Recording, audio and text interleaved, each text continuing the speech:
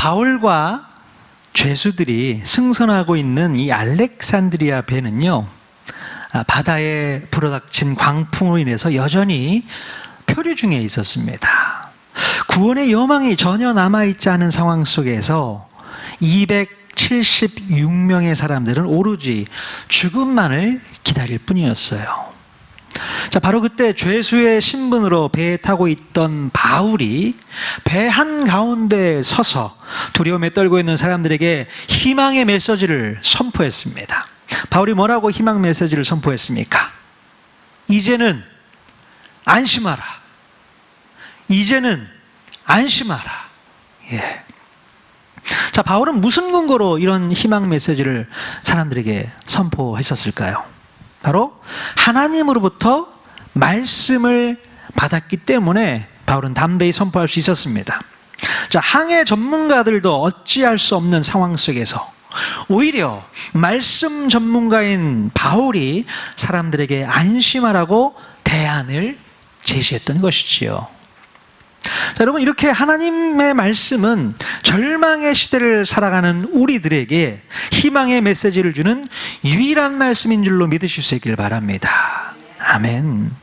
오직 하나님과 통하여 하나님의 말씀을 공급받을 수 있는 사람이 희망의 대안을 줄 수 있다는 것입니다. 바로 저와 여러분이 이 사명을 감당할 수 있어야 됩니다. 자, 그러면 여러분은 누구에게 희망의 대안을 줄 수 있겠습니까? 바로 여러분의 가족들, 또 친구들, 직장 동료들, 바로 그들에게 이 희망 메시지를 선포하셔야 되는 거예요. 여러분이 가지고 있는 이 놀라운 특권을 여러분 혼자서 누려서는 안 됩니다. 하나님의 말씀을 받은 여러분들이 이 세상 가운데 나아가서 예수 그리스도의 복음으로 말미암는 희망을 선포하고 대안을 제시할 수 있어야 돼요. 예수가 진리야. 예수가 길이야. 예수가 생명이야. 예수가 대답이야. 예수가 대안이야. 선포할 수 있어야 돼요. 우리 옆 사람에게 한번 그렇게 얘기했으면 좋겠습니다. 예수가 진리입니다. 예수가 길입니다. 예수가 생명입니다. 예수가 정답입니다. 네, 예수가 정답입니다. 예, 맞아요. 자, 그렇다면 두려움과 절망에 빠져 있었던 사람들은 이 바울이 선포한 희망 메시지를 듣고 어떻게 변화가 될 수 있었을까? 한번 살펴보도록 하겠습니다. 자, 오늘 본문에 보면요, 그레데 섬의 미양을 떠난 지 14일이 지나서 드디어 배가 육지에 가까워지는 것을 뱃사공들이 먼저 깨닫게 됩니다. 자, 27장 27절 말씀 같이 읽겠습니다. 시작. 14일째 되는 날 밤에 우리가 아드리아 바다에서 이리저리 쫓겨가다가 자정쯤 되어 사공들이 어느 육지에 가까워지는 줄을 짐작하고, 네. 자, 바다 전문가들이었던 사공들은요, 드디어 배가 육지에 가까워지는 것을 직감하게 됩니다. 그래서 그들은 바닷물의 깊이를 재어보게 돼요. 어떻게 됐을까요? 닷 같은 거를 내려서 깊이를 재었을까요? 20길, 15길 이렇게 줄어드는 것을 볼 수 있어요. 깊이가. 그래서 20길은 한 36m 정도 되고요, 15길은 27m 정도, 그 높이, 바다의 깊이가 측정되었던 것 같아요. 자, 바다의 깊이가 점점 낮아지는 것을 볼 때에 육지가 얼마 남지 않았구나라는 것을 직감할 수 있었을 것입니다. 자, 그러나 배가 육지에 가까워지면 어떤 위험에 놓여지게 되냐면 암초에 걸릴 위험이 있잖아요. 자, 그래서 더 이상 배가 움직이지 못하도록 일단 배 후미, 성경에는 고물이라고 표현되어 있잖아요. 배 후미에 닻을 내려서 날이 새기를 기다리게 됩니다. 자, 그런데 날이 밝아오자 한 가지 문제가 발생했어요. 자, 사도행전 27장 30절 말씀 같이 읽겠습니다. 시작. 사공들이 도망하고자 하여 이물에서 닻을 내리는 채하고 거룻배를 바다에 내려놓거늘. 네. 자, 배를 운행하는 선원들이요, 여기서 말하는 이물은 뱃머리를 얘기합니다. 고물은 뱃 후미, 이물은 배 앞머리. 예. 잘 기억하시면 돼요. 자, 그 이물에서 닻을 내리는 척하면서 거룻배를 바다에 띄우게 됩니다. 이 거룻배라는 것은 요즘 말로 얘기하면 구명보트를 얘기하는 거예요. 배에다가 하나씩 이렇게 달고 다니잖아요. 자, 이 거룻배를 바다에 띄워요. 왜요? 왜 그랬을까요? 지들만 살기 위해 도망가려고. 사공들이 못 됐습니다. 자, 광풍 속에서 모두가 다 죽을 것 같았는데 다행히 육지가 가까워 있음을 선원들이 먼저 파악하고 구명보트를 몰래 내려서 탈출을 시도하려고 했던 거예요. 자, 배 안에 인원이 많았습니다. 276명. 인원은 많지 구명보트는 뭐 한두 개 정도밖에 없었지. 그러니 남들 몰래 그 배라도 타고 자기네들끼리만이라도 육지로 들어갈 생각을 했던 것 같습니다. 참 못됐어요. 어떻게 이럴 수 있겠습니까? 자, 14일 동안 함께 생사를 같이 하면서 버텼는데 자기네들만 살아보겠다고 구명보트를 띄우는 것은 이 배에 탑승한 승객들을 책임져야 하는 승무원으로서는 비상식적이고 양심도 없는 모습이 아닐 수 없습니다. 자, 오히려 승무원들은요, 끝까지 남아서 승객들의 안전을 책임져야 하는 것 아닙니까? 그게 의무죠. 책임이죠. 자, 그런데 자기네들부터 살겠다고 남들 몰래 탈출하려고 하는 행위는 참으로 안타까운 모습이 아닐 수 없습니다. 자, 그런데 이 모습을 멀리서 지켜보고 있었던 사람이 있었어요. 누굴까요? 하필 바울이 그걸 보고 있네. 바울이 그걸 딱 봤습니다. 자, 바울이 그 모습을 목격하고 그 장면을 백부장과 군인들에게 알리게 돼요. 자, 31절, 32절 같이 읽겠습니다. 시작. 바울이 백부장과 군인들에게 이르되 이 사람들이 배에 있지 아니하면 너희가 구원을 얻지 못하리라 하니 이에 군인들이 거룻줄을 끊어 떼어 버리니라. 네. 자, 바울은요, 몰래 도망가는 선원들을 목격하고서 단순히 뭐 고자질을 했던 것이 아니었습니다.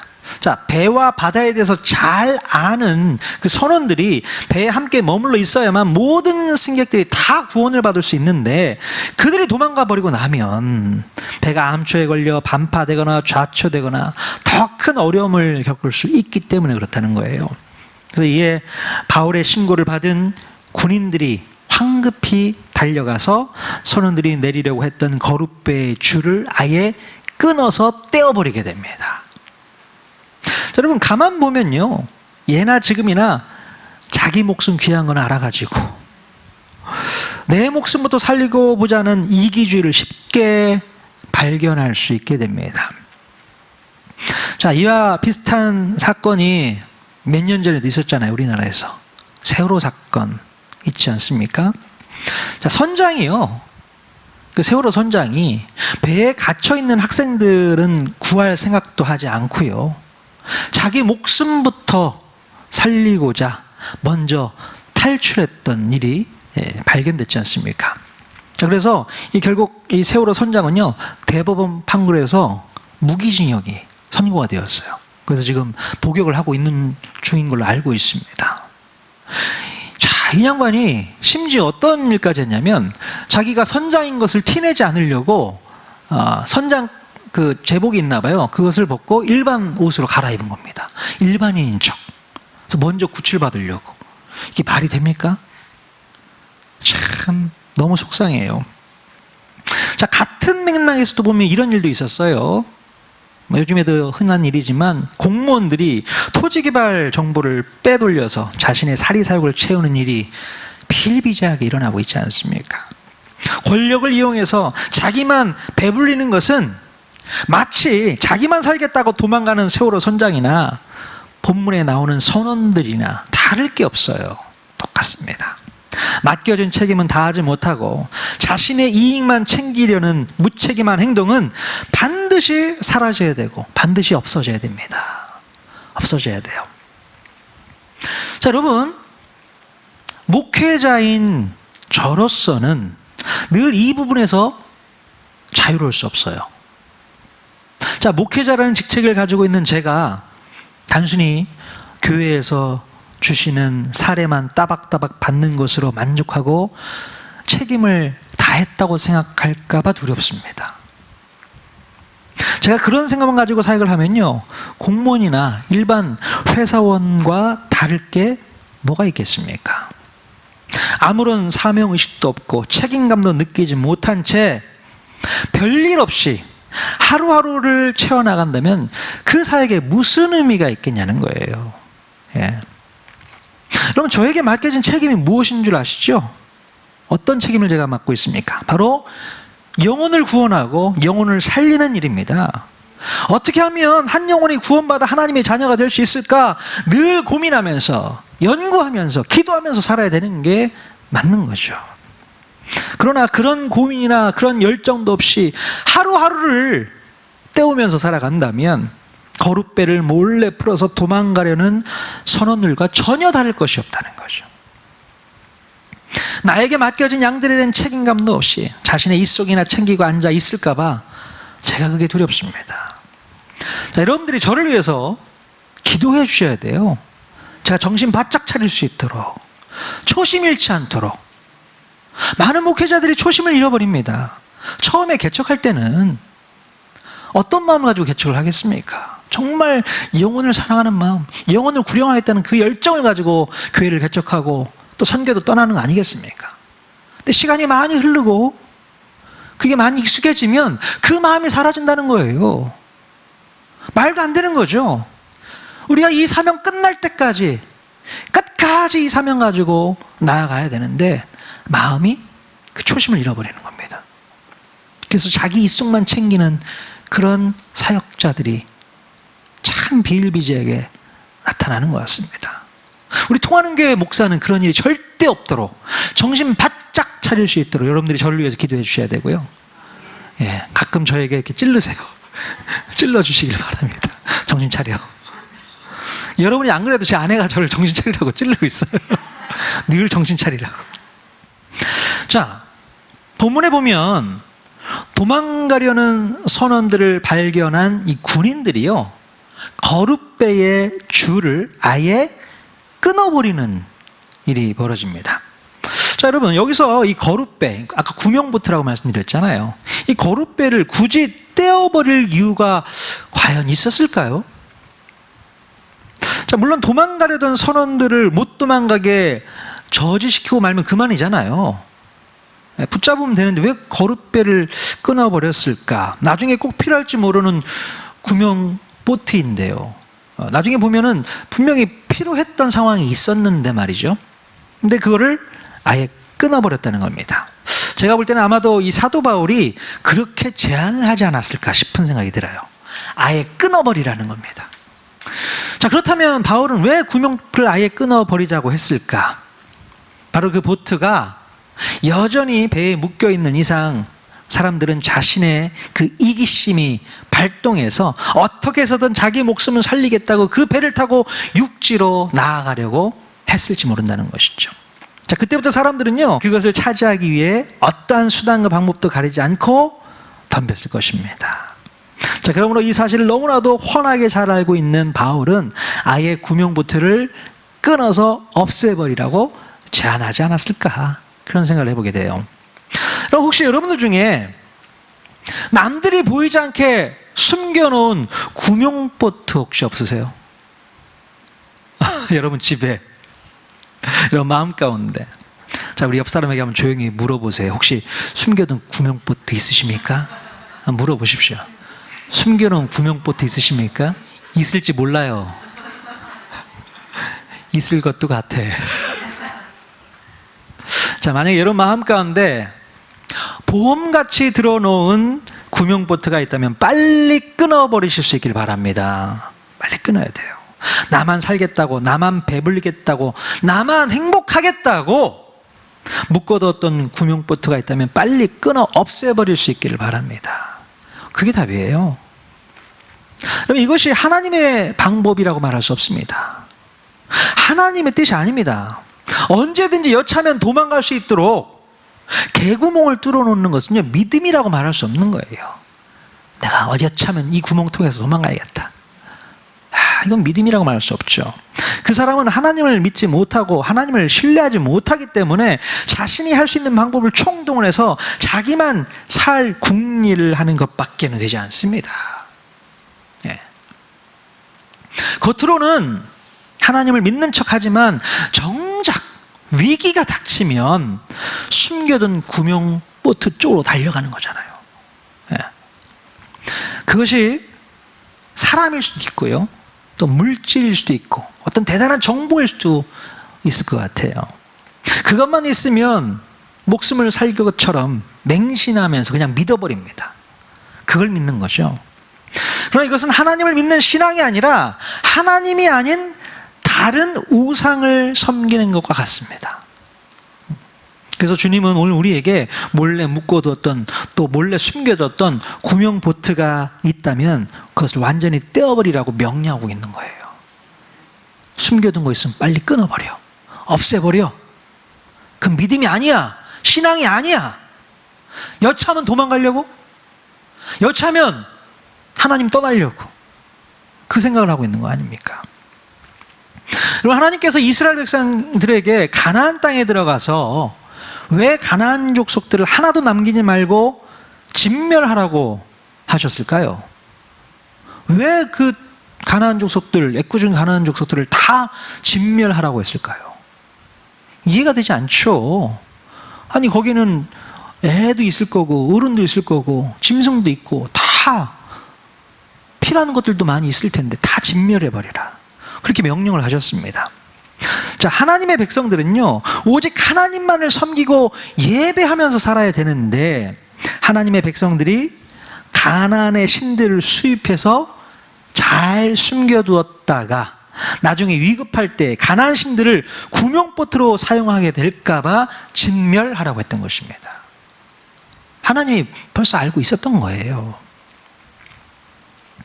자, 안타깝게도 이스라엘 백성들은요, 가나안 족속들을 진멸합니까? 진멸하지 못합니까? 끝까지 진멸하지 않습니다.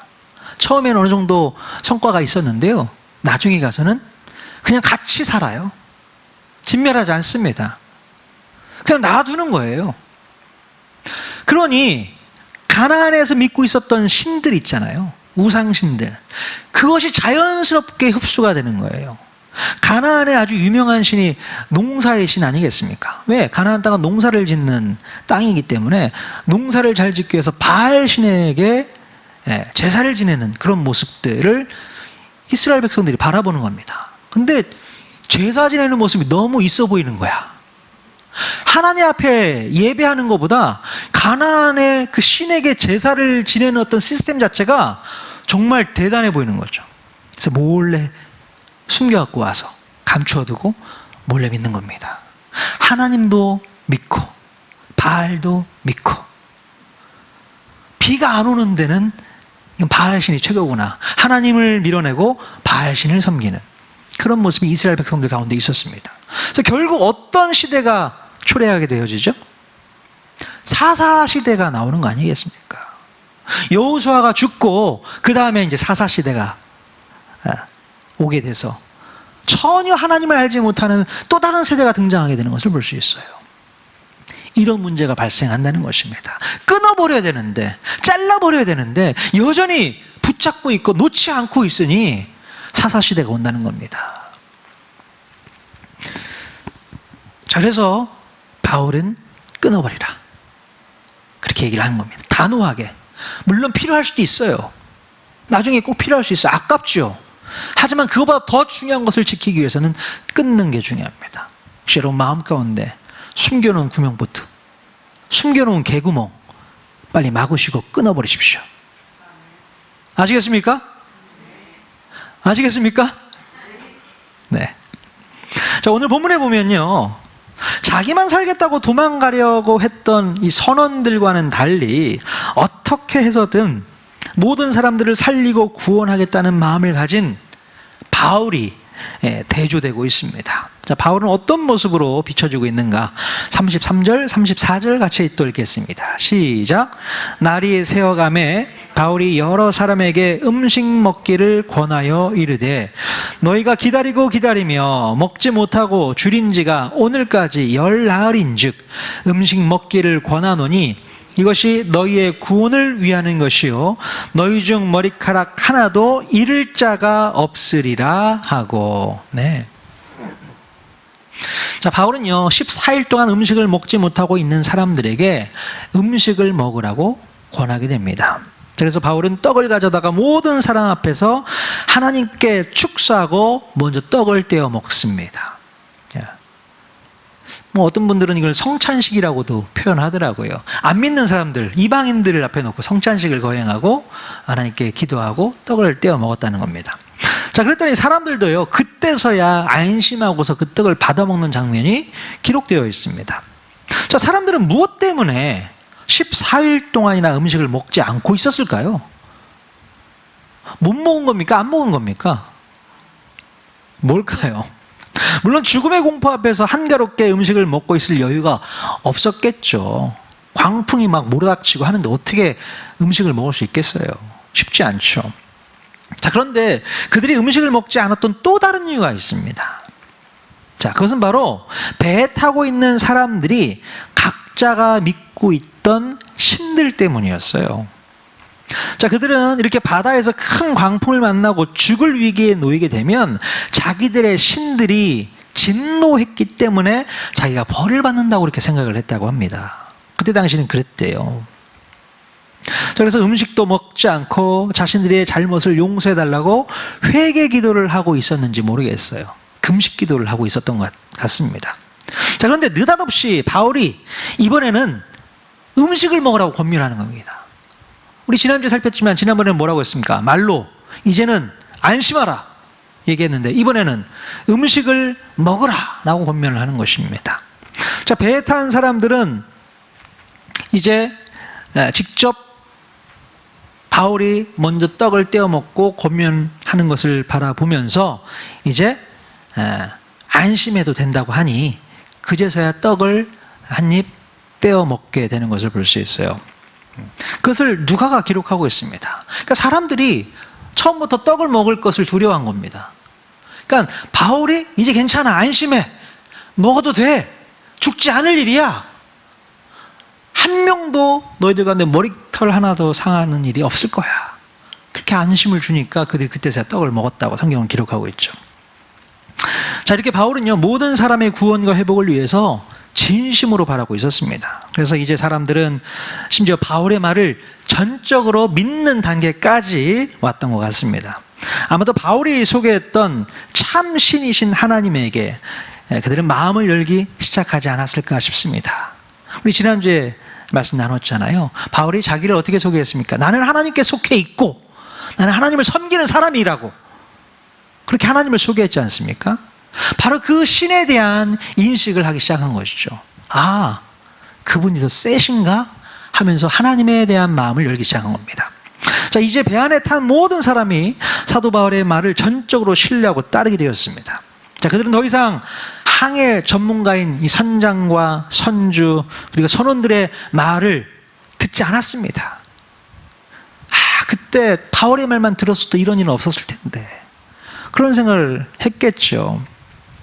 자, 오히려 항해 전문가가 아니더라도 그들을 영적으로 이끌어주는 바울의 말을 더 듣고 신뢰하게 되었던 것입니다. 자, 그러므로 결국 배에 있던 276명은 모두 안전하게 육지에 도착해서 구원을 받게 됩니다. 뒤에 나와요. 자, 그런데 오늘 읽지는 않았지만요, 뒷부분에 가서 보면 배가 육지에 그 해안으로 들어가다가 배가 큰 물결로 인해 파손되는 장면이 나옵니다. 자, 그런데 그때 군인들이 죄수들이 그 틈을 이용해서 도망하게 될까봐 배로 호송 중이던 이 죄수들을 모조리 죽여야 한다는 의견이 나온 거예요. 만약에 죄인들을 놓쳐버리게 된다면 그 책임이 누구에게 있겠습니까? 호송을 하는 담당자와 군인들, 그들이 책임인 거예요. 그러니 죄수들을 다 죽여야 돼. 빨리 죽이자. 이렇게 이제 의견이 모아졌던 것입니다. 자, 그런데 놀랍게도요, 이 백부장 율리오가 바울을 구하기 위해서 군인들의 뜻을 맡게 되었다라고 성경에 기록하고 있어요. 백부장 율리오가 마음이 변했습니다. 바뀌었습니다. 자, 만약에 군인들이 도망가는 죄수를 모두 죽인다면 바울까지도 죽일 수 있었기 때문에 그렇다는 거예요. 그래서 백부장 율리오는 결국 바울을 살리기 위해서 모든 책임을 다 지겠다는 결단을 했던 것이죠. 자, 죄수 한 명이라도 도망가면 내가 다 책임질게. 그 마음이거든요. 마치 바울이요, 276명 전원의 생명을 책임지듯 행동했던 것처럼 이제 로마인 백부장 율리오가 바울 한 명을 살리겠다고 자기의 목숨을 내 걸었던 것입니다. 건들지 마. 죄수들 건들지 마. 도망가지 않을 거야. 이 백부장 율리오의 마음이 지금 어땠을까요? 바울을 통해서 많은 도전을 받고 많은 은혜를 받았던 것이 아닌가 싶습니다. 여러분, 이렇게 이 바울의 이 책임 맡은 자의 행동은 사람을 변화시키기에 충분하다는 겁니다. 사람이 변화되는 겁니다. 백부장 율리오가요, 원래 누구의 말을 들었던 사람이었습니까? 항해 전문가, 선주, 선장의 말만 들었던 사람이잖아요. 바울이 아무리 얘기해도 듣지 않았어요. 자, 그런데 이제 바울의 행동과 모습을 보면서 바울이 믿고 있는 하나님을 받아들이기 시작한 겁니다. 이분의 하나님이 진짜 하나님이구나. 마음을 여는 겁니다. 그래, 이분이구나. 자, 우리가 도망가지 않고 끝까지 책임지는 행동을 하게 되면요, 분명히 열매는 맺혀지게 된다는 거예요. 도망가지 말라는 겁니다. 끝까지 책임지고 그들을 구원하겠다고 품고 있다면 변화는 일어나게 된다는 것이죠. 그러니까 도망갈 수 없는 거죠. 그럼 누가복음 13장에 보면요, 포도원지기의 그 비유가 나옵니다. 자, 한 사람이 포도원에 무화과 나무를 심었는데 3년이 지나도록 열매가 맺혀지지 않는 거예요. 그래서 이 주인이 포도원지기에게 뭐라고 했냐면, 빨리 다 없애버려, 잘라버려, 찍어버려, 이런 얘기를 해요. 근데 이 포도원지기가 뭐라고 얘기하는가? 주인이요, 금년에도 그대로 두십시오.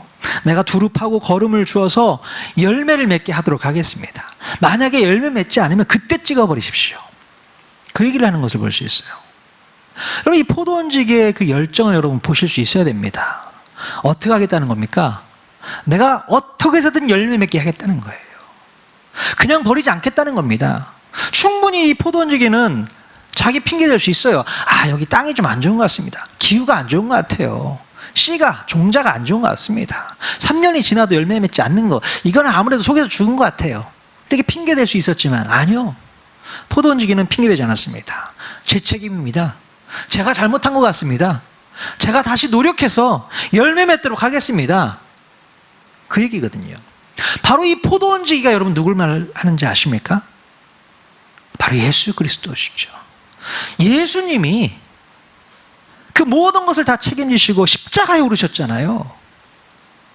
어쩌면 예수님도 그 십자가에 달리는 것이 두려워서 도망가고 싶었을지 모르겠어요. 어디 구명보트 없나? 그런 마음이 왜 없었겠어요? 겟세마네 동산에서 하나님 앞에 기도할 때 그런 기도를 했지 않습니까? 이 잔을 내게서 가져가시라고. 그러나 우리 예수님께서는 모든 사람들의 죄를 다 끄집어내서 모아서 다 짊어지고 십자가에 오르셨어요. 책임지시겠다는 겁니다. 내가 너 책임질게. 내가 너 책임질게.